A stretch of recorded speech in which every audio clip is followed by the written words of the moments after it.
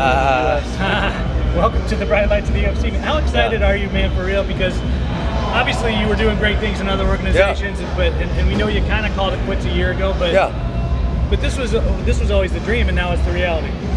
Yeah, I mean, when I retired in last November, I meant it, and obviously I think it was, I don't know if I remember, it was end of October, early November this year. I got traded, so I got the opportunity to fight those guys who were ranked above me and prove how good I am. How much of that that was going on behind the scenes did you know about as it was happening, or were you out about it the same way we were? No, there was a few other opportunities during my retirement of maybe something working out where I would get to fight someone who's ranked above me. They kind of fell through, and for a while there was just nothing. Chatri and I, from one, we kept in touch just about other stuff, really, not even about fighting. And then one day they called me up and said, "Hey, how about we trade you?" And I'm like, you could do that? Exactly, like that's the thing? And he said, yeah.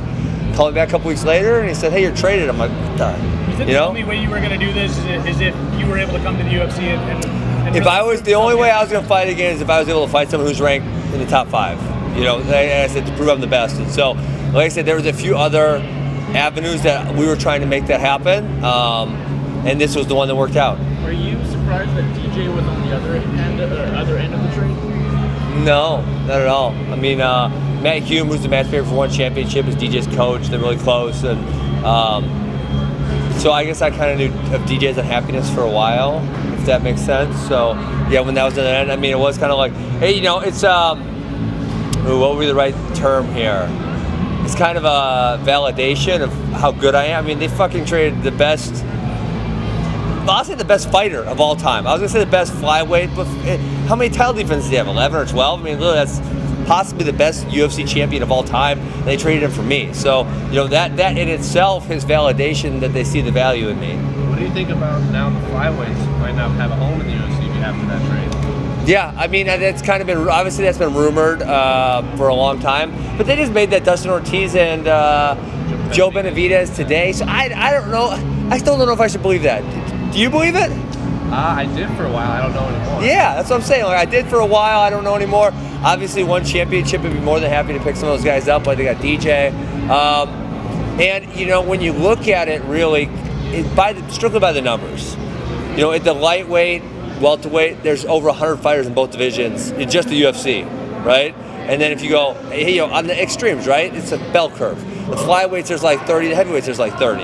And so obviously the majority of the people are middleweights and lightweights and welterweights. So everyone's packed in the middle. So I mean, there just aren't as many small guys. That's just how it is. That's life. I mean, wrestling has minimum weight classes too. It's like I have all kinds of high school kids. Minimum weight class is 106 and they weigh 94 pounds. Yeah, freaking sucks. That's life. Life sucks sometimes. You talked about you going to the UFC for years and years and years. Yeah. Are you yourself a little surprised it actually finally happened? When I retired, I was telling the story the other day. I remember I interviewed to be the Badgers head coach for wrestling I think it was March or April, maybe March. I don't remember when. But I remember leaving the parking lot and there was like 2 people on my shoulder, and one was saying, "Well, thank God you didn't get the job, because if something were to happen, then you can fight again. And if I got the job, then I wouldn't." And I remember the guy on my other shoulder saying, "You dumbass, you're retired. You're never gonna fight again. Like, you should have got this damn job." And so, it's like, I think parts of me thought I would fight again, and parts of me thought there's just no way it's going to happen. So this fight against Robbie Lawler is scheduled for January in Anaheim. Yes. UFC 233. It's delayed to 235 in March. How does that change anything? Does that affect the fight? Yeah, when I look at it from, I was really pissed when it happened, because I was ready, and I even volunteered to main event against Robbie in Brooklyn. And then Robbie said no, so then they were forced to move Benavidez Henry for that first ESPN card. And so then they were looking for a main event. I volunteered to fight Colby, I volunteered to fight Usman, and they're so scared, right? Usman is like the ultimate hypocrite, and he's so dumb, he can't even put his sentences together. He realized, like, I'm not a hypocrite, I said earn your shot. Well, no, that's exactly why I said you're a hypocrite, because that's literally what Colby said to you. And it's like, and then they pretend they don't hear me, like, despite the fact that they've been in the UFC for 4 or 5 years, despite the fact that Colby won an interim and Usman's pushing, their social media followings are still minuscule compared to mine, despite Colby running this stupid-ass MAGA gimmick, despite Marty from Nebraska trying to act like he's Kamaru. And so they're just uninteresting people. So I volunteered to fight either of them to save the Anaheim card, and both of them said no. And that's just what it comes down to. And I don't know if anyone else in the public said it, but that's the freaking truth. So when they told me it was moved back, I said, damn it. I was kind of pissed. I thought about it, I'm like, well, you know what? It's probably good. I was going from retirement to in the cage in 9 weeks. I mean, I was retired. I wasn't training. So going from retirement to in the cage in 9 weeks, that's pretty quick. But I had my mind set on that's what I was going to do. And so now that I have a little more time, it is probably like when I look at it from looking down, that's probably better for me. It's probably a lot better. When did you actually find out the card had been canceled? Wednesday or Thursday. It was like an hour before they announced it. I got a call and said, hey, we're going to move you to March 2nd. And I said, okay, that's fine. And obviously, Robbie's still the opponent. I don't care. Let's go. How much conversation have you had with Dana since this all happened? Almost none. Almost none? Negligible. I've talked to Hunter Campbell quite a bit, but not Dana. I mean, he's said some stuff about you in the past. It's not as bad as he said about other people. Sure. He's been critical. Absolutely. Now that you're here, is it like water under the bridge? I mean, what's that conversation going to be like? No, I think when one person and another person have a disagreement, the thing you need to do, if you want to have respect for each other, sit down and have that conversation. We haven't been able to do that so far. He said nice things about the media, but that's also probably because I'm volunteering to do the dirty work. I volunteered to switch, be the main event against Robbie. Robbie said no. I volunteered to fight Marty from Nebraska. I volunteered to fight dumb Colby. And so he sees in the value in what I'm doing. It's now he's being nice. It's whatever, though. But, what has happened in the past doesn't just go away. It's not just... And I think, because of his position, he thinks that's how it goes. Listen, I'm here to fight people in the cage. I'm not here to be anyone's best friend. And if we develop friendship because of that, that's fine. But I'm here to fight people in the cage. Do you feel like some of the stuff he said in the past was only because you weren't here, or do you think he really believed some of it? I'm sure to a certain extent he believed it. I mean, it had kernels of truth in them. But yeah, I mean, there was a lot of BS in there. I mean, a few of them were just told, yeah, he needs more experience. I mean, that one was like the funniest one of them all. Yeah, so a lot of them were BS. Did you expect to sit down with Dana, by now? Well, I approached him in New York and said, let's go sit down. Let's talk for 10 minutes. Let's get rid of this shit, Nah, he's busy. He's going to do something. And you've certainly been around him enough times over the years when you're in here cornering guys and stuff like that. Yeah, absolutely. Yeah. I don't know. He doesn't see the value in it. It's fine. Kamaru said he had signed a bout agreement to fight Tyron. Yeah. You're obviously close to Tyron. Is there any truth to that at all? I believe he has. I don't know that Tyron's decided to fight him. Tyron wants to fight Colby. And honestly, Colby and Tyron's the one that makes sense. That's going to sell better than Marty from Nebraska versus Tyron. Marty from Nebraska's got 30,000 Twitter followers. Literally no one knows who he is. He's acting like he's this big deal.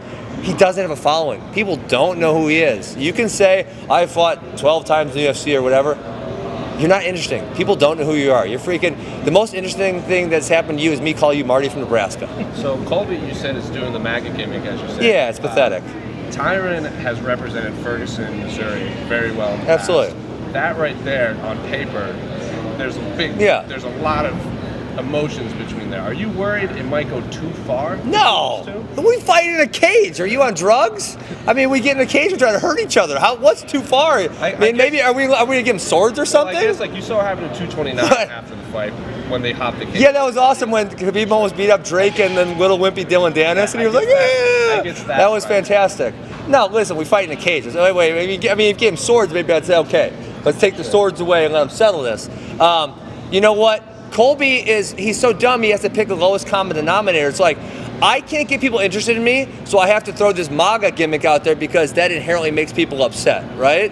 And besides that, Tyron and I, we're politically opposed to each other, right? But we're two adults who respect each other, who can have dissenting opinions on stuff and still get along really well and still respect each other and still be really good friends. Because listen, I guarantee you don't politically see the same exact way as every single one of your friends. And if you do, you're living in this tiny little vacuum that's going to make you a really weird, unique human being. So we should be friends with people who are politically opposed to. We should be friends with people we don't have the same values as. That's what makes us unique, Well, what do you think about the fans, like on both sides? Like one's obviously going to side with Colby, the other's going to side. Sure. Do you think that could get a little too far when the fans get involved?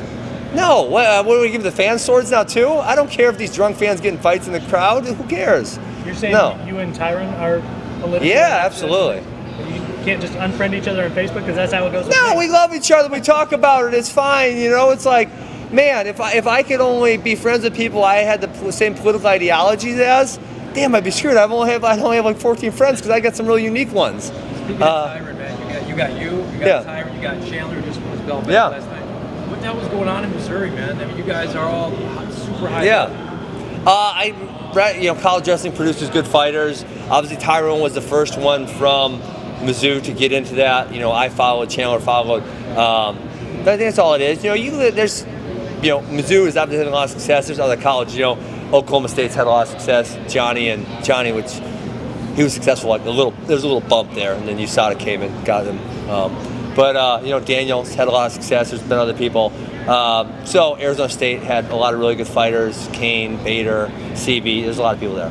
With one championship, weight class changes a few years ago. You've been fighting recently closer to 185, right? I've been fighting, So the weight I weighed when I fought one championship, the weight I weighed to make 170 are the exact same thing.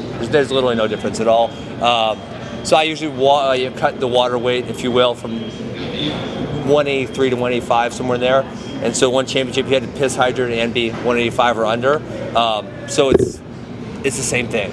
Talk a little bit about Robbie as an opponent. I mean, he's a guy obviously whose durability is there, and the guy who's zombie and walks through everything and doesn't go away.